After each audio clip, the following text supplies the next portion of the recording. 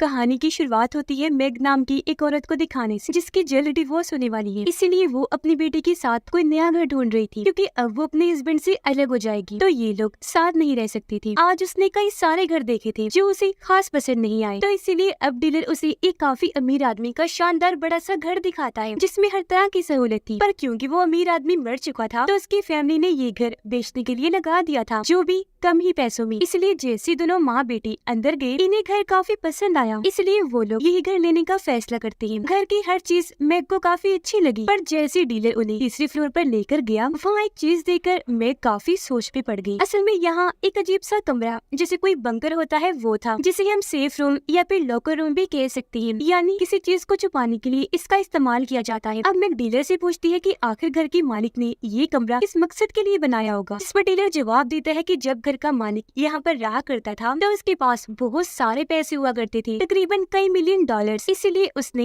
ये locker room बनवा लिया, ताकि अगर कभी कोई खतरा आए तो इमरजेंसी की सूरत में वो इसे इस्तेमाल कर सके, और अगर उस पर भी हमला हो तो वो यहाँ आकर अपनी जान बचा सके। ये लोग अब अंदर आकर इस कमरे को भी चेक करते हैं, जहाँ पर बहुत सारे टीवी लगे हुए थे, क्योंकि पूरे घर में कैमरास थे जिनकी रिकॉर्डिंग्स यहाँ चला करती थी। इसके अलावा दीवार के अंदर भी लोहे की दीवारों का इस्तेमाल किया गया था। गेट पर ऐसे रॉड लगाए गए थे जिनमें करंट दौड़ता था, ताकि अगर कोई इसमें घुसने की कोशिश करेगा तो करंट लगने से उसकी मौत हो जाएगी। अब यहाँ एक चीज जो सबसे ज्यादा दिलचस्प थी, वो था फोन, जो कभी बंद नहीं होगा, हमेशा चलता रहेगा। पर एक छोटी सी चीज थी कि अभी ये चलना शुरू नहीं हुआ था। इसे स्टार्ट करवाने के लिए उस कंपनी को कहना पड़ेगा जिसने यहाँ फोन का सेटअप किया। अब ये कमरा जाहिर है मैग को काफी अजीब लगा, पर उसे इसे कोई फर्क नहीं पड़ता, क्योंकि उसे तो इस घर में रहना था जो इतना आलीशान था, ना कि इस रूम में। इसीलिए वो पैसे देकर घर खरीद लेती है और बहुत जल्द यहाँ अपना सामान भी शिफ्ट करके रहना शुरू कर देती है, और ऐसे उसकी जिंदगी नॉर्मल तरीके से चलने लगती है। दोनों माँ बेटी हंसी खुशी यहाँ रह रही थी। कुछ दिन के बाद रात को जब दोनों माँ बेटी सो रही थी, तो उनके घर के बाहर हम कुछ चोरों को देखते हैं जो इनके घर के अंदर ही झांक रही थी। फिर एक आदमी जबरदस्ती दरवाजा खोलने की कोशिश करता है, पर अंदर से लॉक्ड होने की वजह से वो दरवाजे को नहीं खोल पाता। तो अब वो किसी तरह ऊपर चढ़ने लगा। खिड़की से अंदर घुसकर वो पहले बालकनी का दरवाजा खोलता है, फिर अंदर जाकर मेन दरवाजे को भी खोल देता है और अपने बाकी साथियों को भी अंदर बुला लेता है। पर इन्हीं का ही साथी चोर, जिसका नाम बर्नम था, वो मैग और उसकी बेटी को देख लेता है। अब वो बाकी चोरों की निस्बत अच्छा इंसान था। उसने पहले चोरी करने से मना कर दिया था, पर जब उसे बताया गया कि घर पर कोई नहीं, तो तब जाकर वो चोरी के लिए माना था। लेकिन अब क्योंकि उसने दोनों माँ बेटी को देख लिया था, इसीलिए वो अपने एक साथी को कहता है कि मैं यहाँ पर चोरी नहीं करूँगा, क्योंकि यहाँ एक फैमिली रह रही है, जबकि तुमने तो कहा था कि घर खाली है। इस तरह लोगों को मार कर मैं चोरी नहीं करने वाला। अब यहाँ हमें पता चला कि बर्नम ये सारी बातें जिस चोर को बता रहा था, वो दरअसल घर के पुराने मालिक का पोता था। वो जानता था कि पहले घर खाली पड़ा था, इसलिए उसने ये सारा चोरी का प्लान बनाया था। पर अब जब उसे पता चला कि घर में है कोई, तो वो बर्नम को तसल्ली देता है कि शांत हो जाओ, कुछ नहीं होगा, मैं सारा बंदोबस्त करके आया हूँ, और लोगों को मरवाने के लिए मैं एक किलर कातिल को भी लाया हूँ, जो पैसे लेकर लोगों को मारता है। तो ये उन माँ बेटी को मौत की नींद सुला देगा और हम अपनी चोरी कर लेंगे। जहन पे इतना सवार ना करो, कुछ नहीं होगा। पर अभी भी बर्नम इसके लिए नहीं मानता और वहाँ से जाने का फैसला करता है, क्योंकि किसी की जान लेने पर उसका दिल नहीं मान रहा था। उसे जाता हुआ देखकर घर के मालिक का पोता उसे लालच देने लगता है कि क्या बेवकूफी कर रही हो, तुम्हें पैसे नहीं चाहिए, तुम्हें अंदाजा नहीं कि यहाँ हमें 3 मिलियन डॉलर से भी ज्यादा पैसे मिलेंगे। जो सुनकर अब बर्नम रुक जाता है, क्योंकि उसे भी पैसों की सख्त जरूरत थी। अब आधी रात को मैग की आँख खुल गई। उसे वॉशरूम जाना था, जिसके बाद जब वो दोबारा सोने के लिए जाने लगी, वो लॉकर रूम की लाइट जलाकर चेक करने लगती है। पर थोड़ी देर बाद जब उसकी दोबारा आँख खुली, तो उसने देखा कि मैंने तो लॉकर रूम की लाइट्स ऑफ ही नहीं की। इसीलिए वो लाइट बंद करने जैसे ही आई, उसकी नजर टीवी पर पड़ जाती है, जहाँ वो ये देखकर काफी घबरा गई कि घर में कुछ चोर घुस आए हैं। वो डरी हुई जल्दी से अपनी बेटी के पास आई, उसे जगाकर चुप रहने का कहती है, फिर सारी बात बताकर यहाँ से ले जाने लगी ताकि वो यहाँ से भाग सके। पर उन्हें जाता हुआ घर के मालिक का पोता देख लेता है, इसलिए वो भी इनके पीछे पड़ गया। लेकिन अब ये नीचे जाने के लिए लिफ्ट का इस्तेमाल करने लगी। मैग की बेटी बताती है कि हमें उस लॉकर रूम में चलना चाहिए, वहाँ हम महफूज रह सकते हैं। इस बात पर मैग मान गई और अब ये दोनों तीसरे फ्लोर पर आ जाती है। अब इससे पहले कि चोर भी इन तक पहुँचते, ये रास्ते में कुर्सी रख के आगे बढ़ी। चोर इन तक आने ही लगी थी कि जल्दी से उस कमरे में जाकर अंदर से दरवाजा बंद करके खुद को वहीं पर लॉक कर लेती है। दोनों ही काफी डरी हुई थी। उनकी समझ में नहीं आ रहा था कि आखिर ये लोग चाहते क्या है। अब उनके लॉकर रूम में जाने की वजह से मालिक का पोता काफी गुस्सा करने लगा, क्योंकि जिस रूम में उन्हें जाना था वो लॉकर रूम में था, जहाँ वो मिलियन डॉलर्स पड़े हैं। पर इस बात का मैग को पता नहीं था। मैग फिर अपना फोन ढूंढने लगी, जहाँ तभी उसे याद आया कि ओ गॉड, वो तो कमरे में ही रह गया है। इसीलिए अब वो वहाँ लगी फोन से कॉल करने की कोशिश करने लगी, पर वो भी काम नहीं करता क्योंकि अभी तक उसने कंपनी से उसे ऑन नहीं करवाया था। अब किलर को शक हुआ। वो उनसे कहता है कि कहीं उसने पुलिस को कॉल तो नहीं कर दी, अगर पुलिस यहाँ आ गई तो हम सब पकड़े जाएंगे। जिस पर बेनम कहता है कि नहीं, ऐसा नहीं हो सकता, क्योंकि इसके लिए पहले उसे वो फोन ऑन करवाना था, जिसके लिए उसे हमारी कंपनी में कॉल करनी थी, क्योंकि वो फोन जिस कंपनी का था बेनम वही काम करता था और उसे इस घर की कोने कोने का पता है। पर वहाँ मैग को एक ऐसा बटन मिलता है जिसे दबाने पर वो पूरे घर के स्पीकर में बोल सकती थी। इसलिए वो चोरों को कहती है कि मैंने पुलिस को कॉल कर दी है, वो जल्द आती होगी। पर मालिक का पोता पेपर पे लिख के कैमरा की तरफ करता है। उसने लिखा था कि तुम ऐसा नहीं कर सकती क्योंकि फोन तो चालू ही नहीं है। ये देखकर मैं काफी हैरान रह गई कि इसे कैसे पता चला। फिर वो स्पीकर पे कहती है कि अच्छा, तुम्हें जो चाहिए वो तुम लोग लो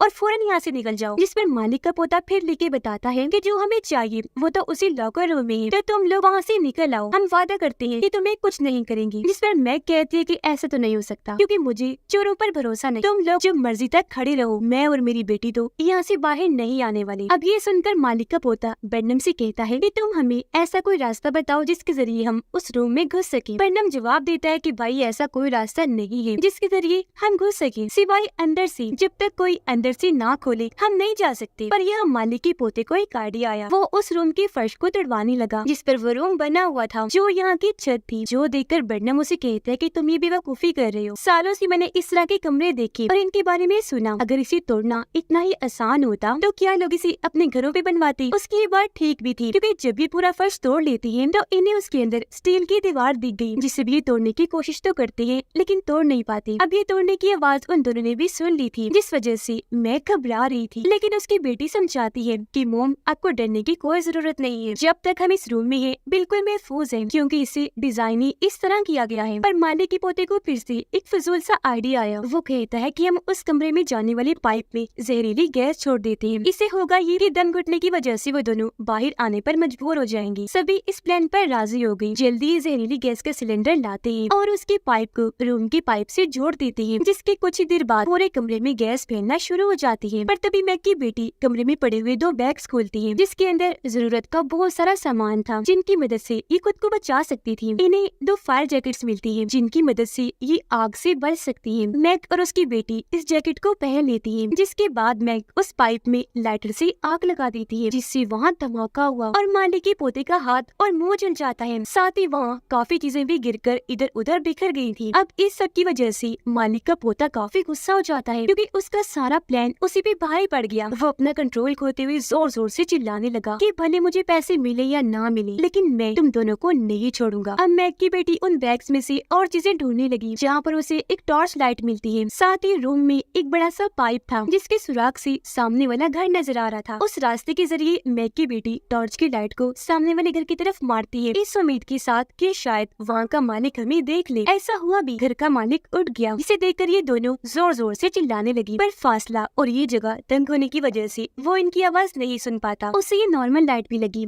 इसलिए वो वापस जाकर सो जाता है, जो देखकर उनकी बनती हुई उम्मीद पूरी तरह से टूट गई। और अब इन दोनों को लगने लगता है कि शायद हम यहाँ से बाहर नहीं जा पाएंगे, क्योंकि एक तो उन चोरों ने बाहर जाने के सारे दरवाजे और खिड़कियाँ बंद कर दी थी, ऊपर से वो खुद भी यही डेरा डाल के बैठ गई थी। जब तक पैसे नहीं मिलेंगे वो यहाँ से जाने वाले नहीं है। अब कैमरास के जरिए मैग को पता चला कि वो चोर अभी नीचे गए हैं, इसीलिए वो इस कमरे जो उनके लिए फिलहाल पैनिक रूम बन गया था, इन्हीं मुसीबत वाला कमरा, वो उसका दरवाजा खोलती है और अपनी बेटी को इसे खुला ही रहने का कहकर अपने कमरे में जाती है और अपना फोन लेने लगी। पर नीचे उन लोगों को पता चल गया था कि दरवाजा खुला है, इसीलिए वो जल्दी से ऊपर आई। लेकिन ऐन वक्त पर मैग वापस रूम में आ जाती है और फिर से उसने दरवाजे को बंद कर लिया था। अब चोर ये सोचकर काफी परेशान थी कि वो अंदर क्या लेकर गई होगी, पर जब किलर वहाँ पर चार्जर पड़ा हुआ देखता है तो वो समझ गया कि उसके हाथ फोन लग गया और उसे वो अंदर लेकर गई है। मैग अपने फोन से अपने हस्बैंड को कॉल करने की कोशिश करती है, लेकिन उसकी कॉल हो नहीं पाती। फिर उसे याद आया कि यहाँ का फोन तो ठीक है, अगर मैं उसकी तार को किसी फोन लाइन से जोड़ दूंगी तो फोन चल पड़ेगा। इसीलिए वो वहाँ लगी तारों वाली जगह को खोलती है और अंदर से टेलीफोन लाइन की तार को बाहर निकालकर उसे फोन से जोड़ देती है, जिसके बाद वो खुशकिस्मती से अपने हस्बैंड को कॉल मिला ही देती है। वो कहती है कि जल्दी पुलिस को लेकर आ जाओ क्योंकि घर में चोर घुस आए हैं। पर बीच में ही कॉल कट हो गई क्योंकि बेनम को पता चल गया था कि उसने फोन कर दिया, तो उसने मेन लाइन काट दी थी। अब तक मालिक के पोते ने भी हार मान ली थी। वो कहता है कि मैं तो यहाँ से जा रहा हूँ क्योंकि चेहरा झुलसने की वजह से उसे तकलीफ हो रही थी। उसे उसे जाना ही था, पर जाते जाते वो कहता है कि यहाँ हमारी सोच से भी ज्यादा पैसा है। जो सुनकर किलर उसे गोली मारकर उसकी जान ले लेता है ताकि बाहर जाकर वो ये बात किसी और को न बताते। अब ये देखकर मैग और उसकी बेटी काफी डर जाती है। इतनी ही देर में दरवाजे की बेल बजी। वहाँ पर जो कोई भी था ये उसे अंदर ले आए। पता चला कि ये मैग का हस्बैंड है जो पुलिस को साथ नहीं लाया। उसने खुद ही आना ठीक समझा, पर बेचारे ने गलती कर क्योंकि अंदर लाते ही किलर उसे पीटने लगता है। फिर वो बर्नम को कहता है कि इससे पूछो कि ये कौन है। अब जब बर्नम ने उसकी आईडी चेक की तो उसे भी पता चल गया कि ये मैग का हस्बैंड है। अब यहाँ किलर की जहन पर लालच और खून सवार हो गया था, इसलिए वो यहाँ बर्नम को गन पॉइंट पर कर लेता है और उसे कहता है कि मुझे कैसे भी करके उस कमरे में लेकर चलो वरना मैं तुम्हें भी गोली से मार दूंगा। पर बर्नम उसे कहते हैं कि तुम बेशक जो मर्जी कर लो, अंदर जाने का रास्ता जब नहीं है तो नहीं है, हम कैसे जाएं? जिस पर किलर कहता है कि कोई बात नहीं, ठीक है। अब मुझे एक आइडिया आ गया है। वो मैग के हस्बैंड की आईडी को लेकर कैमरा के सामने करता है, फिर उसे भी सामने लाकर मारने लगता है ताकि ये देखकर वो दोनों बाहर आ जाएं। अब ये देखकर दोनों माँ बेटी को बहुत दुख हुआ। वो घबराते हुए रोने लगी। पर यहाँ मैग के लिए एक दूसरी मुसीबत आ गई। तभी उसकी बेटी को दौरा पड़ने लगा क्योंकि उसे एक बीमारी थी जिसकी दवाई अगर उसे ना दी गई तो वो मर भी सकती है। मैं घबरा गई कि क्या करूं क्योंकि उसकी बेटी की हालत बिगड़ती जा रही थी। तभी वो कैमरा में देखती है कि बर्नम और किलर की आपस में लड़ाई हुई थी, जिसे घसीटकर बर्नम नीचे ले जा रहा है। वो सोचती है कि यही सही मौका है, मैं दवाई ला सकती हूँ। इसीलिए वो बड़ी होशियारी से दरवाजा खोलकर कमरे में आई और देखती है कि उसका हस्बैंड जख्मी हालत में बेड पर पड़ा हुआ है। वो जल्दी से जाकर दवाइयाँ उठा लेती है। इससे पहले यहाँ से निकलती वो अपने हस्बैंड के कपड़ों में किलर को देख लेती है क्योंकि उन्होंने कपड़े अदली बदली कर लिए थे ताकि मैग उनके जाल में फंस सके। कुछ हद तक ऐसा हो भी जाता है क्योंकि जब मैग लॉकर रूम के पास छुपी हुई थी तो तभी किलर उसे देख लेता है और कहने लगा कि तुम्हारा अब कुछ नहीं हो सकता, खुद को हमारे हवाले कर दो वरना हम तुम्हारी जान ले लेंगे। पर यहाँ मैग को किसी बात की परवाह नहीं थी, उसे बस अपनी बेटी को बचाना था। इसीलिए वो सामने आकर उसे धक्का मारती है और लॉकर रूम में जाने के लिए ऊपर की तरफ भाग जाती है। पर वो जैसे लॉकर रूम के दरवाजे के पास पहुंची वहाँ उसे बर्नम खड़ा हुआ दिखता है और पीछे से तब तक किलर भी आ गया था, यानी अब वो फंस गई थी, ना आगे जा सकती थी और ना ही पीछे। फिर तभी किलर उसे उठाकर दूर फेंक देता है, जिस बीच दवाइयाँ भी उसके हाथ से छूटकर दूर जाके गिरती है। इस चीज का फायदा उठाकर वो दोनों लॉकर रूम के अंदर चले जाते हैं। मैग बाहर ही रह गई जिसके पास गन थी। अब वो शूट ना कर दे इस डर से बर्नम दरवाजे को बंद करने लगा, पर पहले ही मैग ने अपनी बेटी की दवाइयाँ अंदर फेंक दी थी, जिसके फौरन बाद बर्नम दरवाजे को बंद कर देता है। लेकिन जल्दबाजी में किलर का हाथ दरवाजे के बीच में फंस गया, जिस वजह से उसे दर्द हो रही थी और वो दरवाजे को खोलने का कहता है। बाहर तब तक मैग ने भी गन उठा ली थी। बर्नम किलर को कहता है कि मैं दरवाजे को नहीं खोल सकता, मैग के पास गन है, अगर हमने दरवाजा खोला तो वो हमें शूट करके मार देगी। उनकी ये बातें सुनकर मैग गन का रुख दरवाजे की तरफ कर देती है। उसे अपनी बेटी की फिक्र हो रही थी, इसलिए वो उन्हें कहती है कि मेरी बेटी को दवाई दे दो, मैं वादा करती हूँ तुम्हें कुछ नहीं करूँगी, पर अगर तुमने ऐसा ना किया तो बाहर तो तुम लोगों ने आना ही है, मैं फिर तुम्हें छोड़ूंगी नहीं। ये सुनकर बर्नम उसे कहता है कि ठीक है, पर पहले तुम नीचे जाओ। और अब जैसे मैग नीचे गई बर्नम दरवाजे को खोल देता है ताकि किलर का हाथ छूट सके। उसे आजाद करवाते हुए मैग की बेटी को दवाइयाँ देने लगा। कहता है कि तुम्हारी जैसी मेरी भी एक बेटी है, पर मैं ये सारा काम किसी मजबूरी की वजह से कर रहा हूँ। मुझे धमकाया गया था कि अगर मैंने ऐसा ना किया तो वो लोग मेरी बेटी को मार देंगे। अब तभी दरवाजे पर दस्तक हुई। यहाँ और कोई नहीं बल्कि पुलिस थी, जिसे आने से पहले मैग के हस्बैंड ने कॉल कर दी थी। पर यहाँ मैग उनसे सच छुपाती है, कहने लगी कि यहाँ तो सब ठीक है, आप लोग वापस चले जाएंगे। ये सुनकर ऑफिसर कहता है कि अगर तुम्हें कोई डर है, किसी दबाव की वजह से ऐसा कह रही हो, तो हमें बस पलक झपक के इशारा कर दो, हम समझ जाएंगे। पर वो ऐसा कुछ नहीं करती क्योंकि पुलिस का अंदर आना खतरे से खाली नहीं था। वो अपनी बेटी को बचाना चाहती, इसीलिए पुलिस यहाँ से अब चली जाती है। लॉकर रूम के अंदर बर्नम उस तिजोरी को तोड़ ही देता है, जिसके अंदर यहाँ पैसों के कागजात थे, जिनसे पता चला कि यहाँ 3 मिलियन से कुछ ज्यादा नहीं बल्कि 22 मिलियन डॉलर है। ये उन कागजात को लेकर यहाँ से जाने ही वाले थे कि तभी उनका सामना मैग के हस्बैंड से हो जाता है, जिसके पास गन थी। उसके निशाने पर बर्नम था, जबकि किलर ने उसकी बेटी को पकड़ा हुआ था बंदी बनाकर। वो कहते भी है कि डैड इन्हें कुछ मत करना वरना ये मुझे मार देंगे, पर उसके डैड कहते हैं कि मेरी बेटी को छोड़ दो, मैं भी तुम्हें छोड़ दूंगा। अब तभी पीछे से मैग किलर के सर पर हथौड़ा मारती है, जिससे वो नीचे जाके गिरता है, पर अभी भी जिंदा था। जबकि मौका पाकर बर्नम यहाँ से बाहर भाग गया। किलर दोबारा उठकर अंदर आने लगा, जिसे देखकर मैग का हस्बैंड उस पर गोलियां चलाने लगा। गोलियों की आवाज बर्नम ने भी सुन ली थी। उसे बच्ची की फिक्र थी, वो सोचता है कि इस गोलीबारी में उसे न कुछ हो जाए, इसलिए वो वापस भागकर अंदर आ गया। देखता है कि मैग की बेटी निशाने पर है और किलर उसे मारने ही वाला है, पर पहले ही वो उसे शूट करके मार गिराता है और ऐसे उसने बच्ची की जान बचा ली। वो फिर इन लोगों से कहता है कि मैं यहाँ से अब जा रहा हूँ, अब तुम लोगों को परेशान करने वाला कोई नहीं होगा। इतना कहकर वो यहाँ से बाहर गया। दरवाजे क्योंकि बंद थे तो भागने के लिए वो दीवार फैलाने की कोशिश करने लगा, पर तभी यहाँ पुलिस आ गई जो उसे पकड़ चुकी थी और चारों तरफ से घेर लेती है। उसके हाथ में 22 मिलियन डॉलर्स की जो कागजात थे वो उन्हें छोड़ देता है और वो सारी हवा में उड़कर यहाँ वहाँ चले जाते हैं। अब हालांकि वो अच्छा इंसान था, लोगों को बचाना चाहता था, उसे सबकी परवाह थी, लेकिन अब यहाँ ऑफिसर्स उसे पकड़ चुके थे क्योंकि अच्छा होने के साथ साथ उसे पैसों का लालच था जो किसी भी अच्छे इंसान को बुरा बनाने में देर नहीं करता। जिसके बाद हम कुछ दिन की बात का वक्त देखते हैं जहाँ वो दोनों माँ बेटी बड़े आराम से बातें कर रही थी और अब ये फिर से नए घर की तलाश शुरू कर देती है जहाँ पर लॉकर, पैनिक रूम या कहीं की बंकर जैसी कोई जगह ना हो और इस तरह का खतरा आगे उन्हें कभी मोल लेना ना पड़े। और इसी के साथ इस फिल्म की कहानी यहीं पर खत्म हो जाती है।